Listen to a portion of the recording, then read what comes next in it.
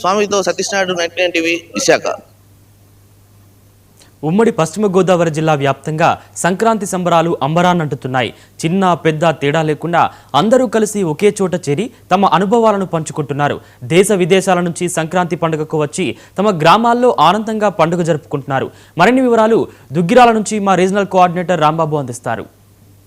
సంక్రాంతి పండగ అనగానే ముందుగా రంగవల్లులు, గొబ్బెమ్మలు, భోగిమంటలు, హరిదాసులు, గంగిరెద్దులు, పిండి వంటలు ఇలా చూసుకుంటూ వెళ్తే పల్లెలన్నీ కూడా కలకలలాడుతుండే పరిస్థితులు అయితే ఉన్నాయి. ఇక్కడ మనతో పాటు దిగురాల గ్రామంలో కొంతమంది మహిళలు ఉన్నారు.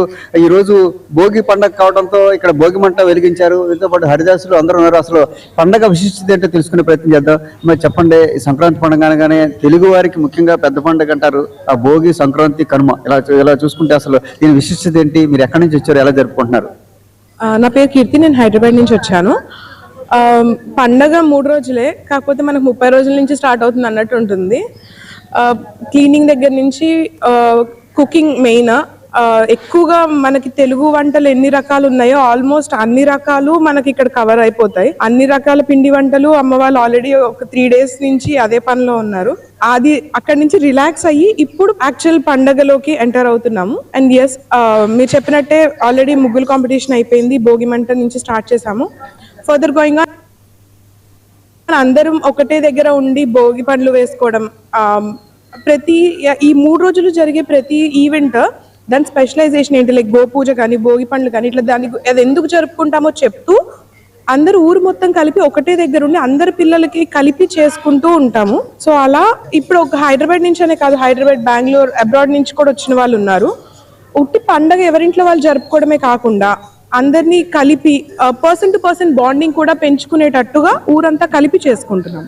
పెద్ద పండుగ ఉంటుంది. అందరూ కూడా ఎక్కడ దేశ విదేశాల నుంచి కూడా ముఖ్యంగా ఈ సంక్రాంతి పండుగ వచ్చి సరదాగా గడుపుతుంటారు. మీకు ఎలా ఉంది? ఎలా ఫీల్ అవుతుంది?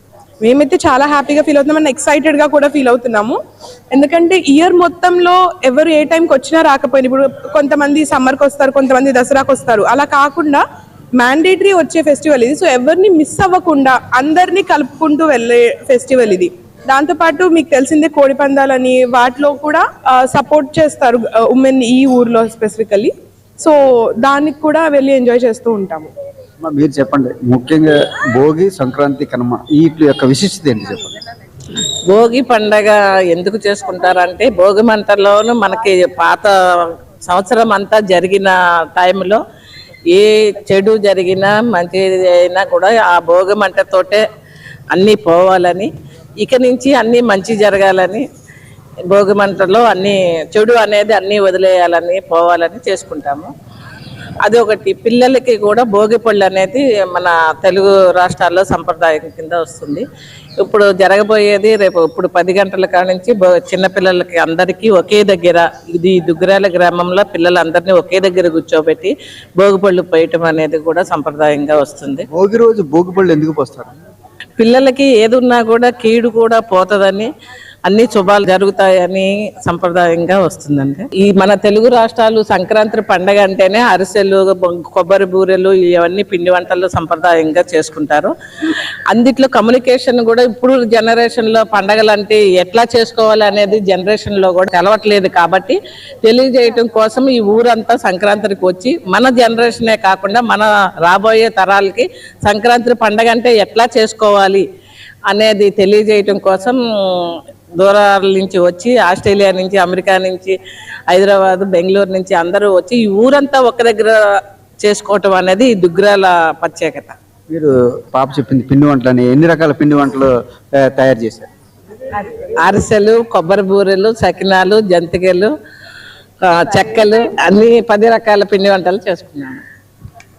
అయితే ఈ భోగి పండుగ అంటే ఏదైతే భోగి మంటలతో పాటు పిల్లలకి భోగి పళ్ళు పోయడంతో పాటు ఇప్పుడే పిండి వంటలు కూడా పూర్తి చేసామని కూడా చెప్తున్నారు. 10 రకాల పిండి వంటలు ఈ ప్రత్యేకంగా మహిళలు కూడా తయారు చేసిన పరిస్థితి ఉంది. మొత్తంగా చూసుకుంటే సంక్రాంతి సంబరాల్లో ఈరోజు భోగి మంటలతో ప్రారంభమైంది కూడా చెప్పుకోవచ్చు.